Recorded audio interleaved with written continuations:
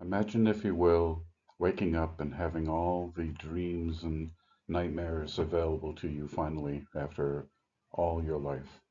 Well, I have had that happen, and now I'm able to write these stories and present them to you. Here is my vlog. I'm presenting to you Road to the Wardens of the Dawn, where I'm writing books and telling you of my journey as doing so. Join me as we go into each vlog. Thank you. Hey everyone, and welcome to this week's vlog. And boy, have I got some interesting ideas for you. So in this vlog, I'm going to talk about my recent vacation to Disney Paris and how that connects with my writing, as I talk about how I originally created my a new character with the help of a few friends at Disney Paris. And then I'm going to start a series. I'm run off the premise, as I've heard George Lucas say, there are 36 stories. All stories are some derivative of these 36 stories. Sometimes they're on top of each other, and sometimes they're mingled, and they always have a twist. And how the twist is how the story becomes unique. Well, I'm going to talk about my take on the 36 stories, six at a time, over a series of six vlogs. And so today I'm going to start part one and talk about the first six types of stories. Hope this is interesting. I hope you like it. Welcome to the vlog. Like, follow, and subscribe. And here, let's get started. So, this is the story on how I created the character Firestone. And Firestone is a character that I'm going to use in book 5. I didn't actually go to create the character. It was just something that organically happened to me, and what I want to do now is tell you that story. And it was cute and fun and an interesting way of this character came to life. Let me begin. You see, it all started with a shoe. This shoe. Um, I saw this on the Croc store. I loved the design, and I went and I ordered it, and it came to me. I've had this shoe a couple of years, and I love wearing it out. Even I wore it to work, and after a while they said, you can wear your shoes all you want, but official events, please wear something more appropriate. Okay, fine, I did. However, I still love these shoes, and now these are my shoes for going out into the public, for going to like the Disney Paris, or I used these shoes when I went to Orlando in 2022. I use these shoes every time I go to the biggest theme park in Netherlands, the Efteling. I love these shoes. And the shoes became something a little bit more, especially in my 2023-2024 New Year's visit to Disney Paris. You see, when we went to Disney Paris, we stayed at the Art of Marvel Hotel, the New York, New York. And in the hotel, and of course in the studios park, you have opportunities to meet the superheroes. And it all started with Thor. So in the hotel, we scheduled when we went there, and there was Thor and shook his hand, talking and all that. And every time I meet a character at these parks, I try to give them something to play off with me on, some kind of a little story, or some something to give them something to role play with me with. And so I decided to show them my shoes. And Thor, he looked down at my shoes and he said, "Ah, you're a superhero." And I said, "Okay, let's play with that." Yeah, sure, I'm a superhero, but I don't know my name. Maybe you can help me figure out my name. And then we started interacting and we started talking, and we came up with Thor liked the idea of calling me Firestone, because lava is stone, fire. And martial arts is a background I have, and so my superhero is a martial artist with lava feet. So I said, okay, what I'm going to do is, as I visit the other heroes in the park during this trip, I'll ask them, and then I'll come up with a consensus, and I'll name myself after one of these at what you all say. And Thor said, that's a very democratic way of doing things. And so that's what I did. And then we moved on. And the next person I met was Black Panther. And Black Panther, he heard the story I had with Thor, and he thought about it. Now, the Black Panther at the Disney Paris was much more French speaking than the other characters, and so he wanted me to become Lava Feats. I said, thank you, and we'll move on and see what else we can get. He said, très bien. And then the next character we met, that was Spider-Man. And Spider-Man had to go and he played around with what it would be like to be doing his kind of stuff with lava feats. He said it would be very detrimental to the buildings of the city. He'd be burning the buildings down, leaving footprints everywhere. But he loved it. He said that having lava feet would make my kicks the best, so he thought I should be called Fire Kicks. Fire Kicks, lava feet. Well, we'll see where this is going. Finally, the last hero that we saw on the last day of our trip was Captain America. And Captain America listened to the story of my visit to the other three heroes, and he said Thor had a good one there. You should call yourself Firestone. So, accepted. I made myself Firestone is the name of the character that I was portraying. That really got me inspired. Here I just organically created a character. It's a pretty good character. Then I look at my books and my stories that I'm going to be writing. Where could I use him? And I have a place that a comic book style character works really well in. And so I've decided to marry him into book 4. And Firestone will be one of the main characters in book 4. And he will not be the main character, but he'll be one of the characters in book 4. So how do I reward my heroes? Well, that's what I did next. So in 2024, 2025, we returned again for New Year's. Now I have to say and put in here, that is not because Disney Paris is the most beautiful thing to do at New Year's. It is, absolutely. We save up for it, and we love it, and we do it. But it also was important to escape. Netherlands had just made fireworks illegal from 2026 onwards. So the 2025 New Year's was going to be a little bit more explosive than normal. And if you've never been in Netherlands, Germany, or Belgium during New Year's, it is lots of fireworks. Lots and lots and lots of fireworks. Things go boom for 3 months. And I needed to escape that. So Disney Paris gives us that opportunity. Plus, we get to enjoy the New Year's, and we love visiting with the different characters. We love the parks. The people are in their best mood when you're going there for New Year's. And we love, love, love the cast members. Okay, so what did I do? I made the decision to make Firestone the character. I created this art, and I turned it into a postcard. And I thought, I'm going to give this postcard to each of the heroes I meet in 2025's New Year celebration. We met 3. So what was nice is the very first hero that we met was, again, Captain America. And of course, Captain America all year long is visiting with hundreds and hundreds of people, so he's not going to remember the story of Firestorm from a year ago. So I reminded him, and I presented him the postcard. And I'm pretty sure that was the same cast member that was playing the actor in both.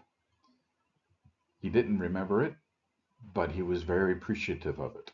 And he still agreed, yeah, Firestone is great. This is an awesome artwork. And he was very, very, very pleased that I turned it into a character to come in one of my books.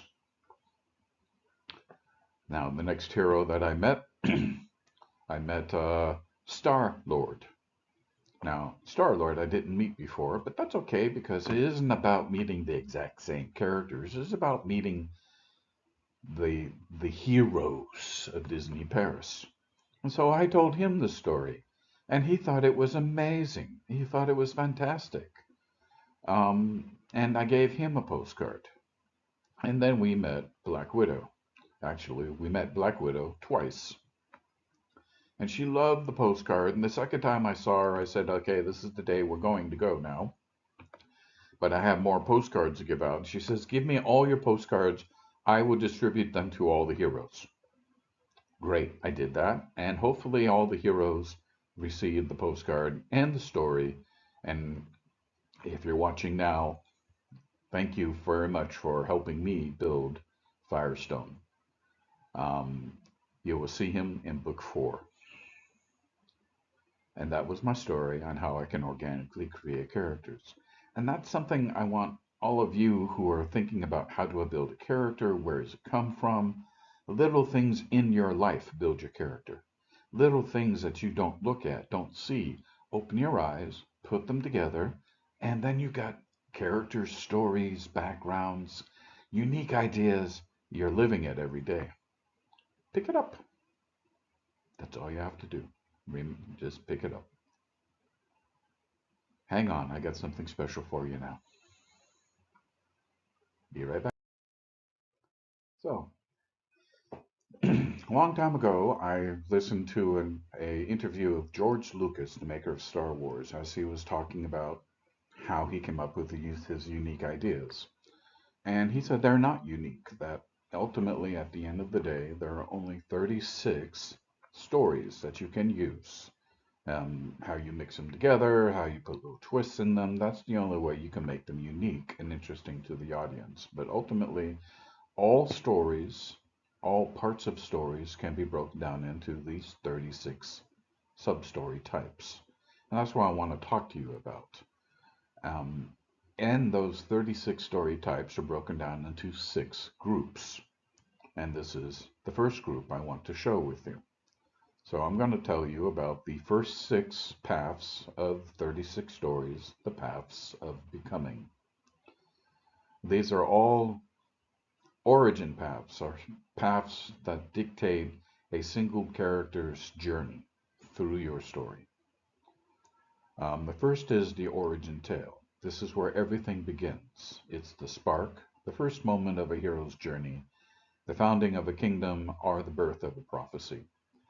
The origin tale is big in book 1. It is my main characters. Their origins are all explained. Their emotions, their states, all are there to see. The trial path. The crucible of hardship the protagonists face is tests that forge their strength, resolve, identity, always through a struggle. The Revolt on Prime, Book 1, will be a trial path for Earth, for the heroes, for the the the the things that happen there, and actually for the entirety of the thread. Um, then there's the transformative arc, or the becoming myth. Change unfolds, whether physical, emotional, or spiritual. The characters evolve into something new, sometimes beautiful, and sometimes painfully. And that goes back to the curse my agents of life and agents of dark always suffer. You will know love, you will suffer, you will burn, and you will thrive. And that's transformation. Then there's the redemption thread. In book 2, I have a character running the redemption thread. The return from the edge. The path explores how a soul can be reclaimed, how mistakes can be healed, and how light can re-enter a darkened heart. The fall narrative. The descent into ruin, pride, betrayal, or forbidden knowledge leads the character down the path of corruption or collapse. All these are the becoming myth.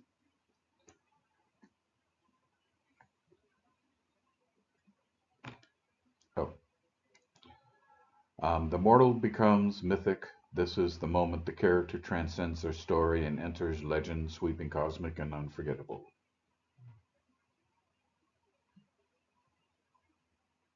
There you have it. Next week, part 2.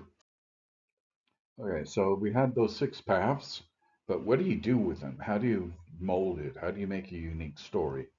Well, it's not that you simply use one path for the entirety of your story. How you're not alone in the woods. You're not alone walking down the road. You're always filled with other people, other vehicles, other obstructions, other challenges. So what you need to do as an author is to use these paths like a subplots. They'll use the origin, trial, transformation, and fall, mix them together. There's a subplot connected, so one character's origin is present, another character is going through a trial, another character is in transformation, and perhaps your villain is in the fall. Then how these subplots interact with each other gives you plot promotion.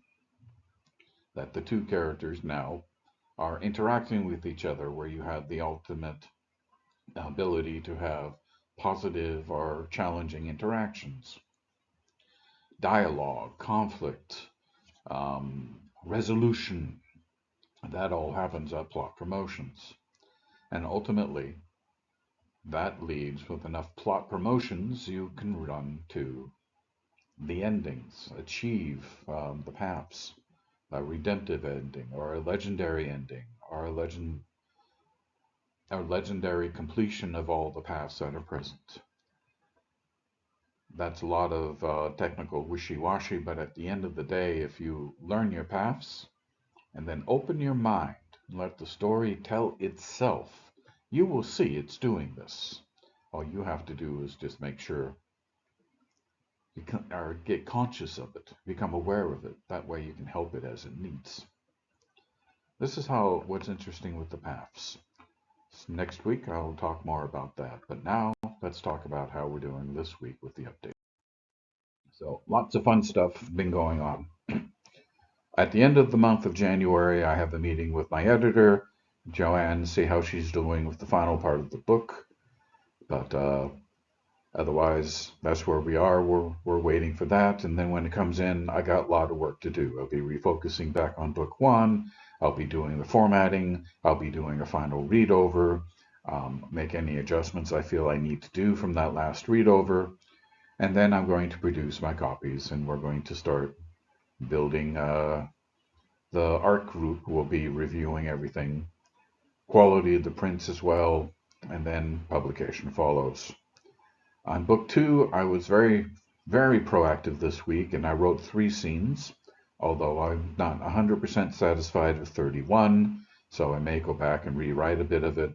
And then I'm working on the last 3 scenes that I'm going to complete next week. This means that I'll be done with book 2's default draft writing, and then I'm going to put it on hold for a little bit. The idea is I'll be focusing to get book 1 out published, and then I'll go back and do the rewrite on book 2. Everything keeps going forward. Everything keeps going live. Book 3 has got building a scene index theory. Concepts in my story plots are falling in line what I want to see in book 3. Book 4 is also manifesting now that I have a main character for one part of the story. I'm really seeing how the other parts of the story will go. And I'm again going to pull from my old stories or my old short stories in book 4 to bring out uniqueness in the journey that Everett James has there. I'm thinking of the title for book 4 to be the Echo Unnamed, but I'm still working on that one.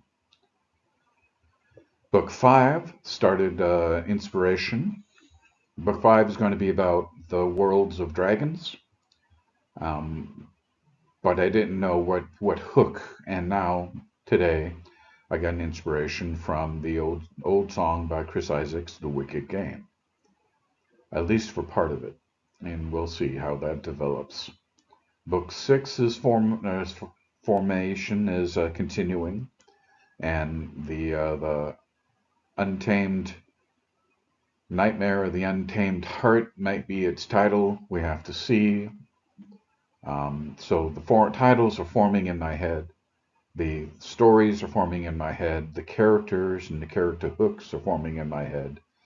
It's all an amazing thing. Don't be in my head. It's a bit chaotic right now. I might be like this picture of Billy here with the whole universe inside my head.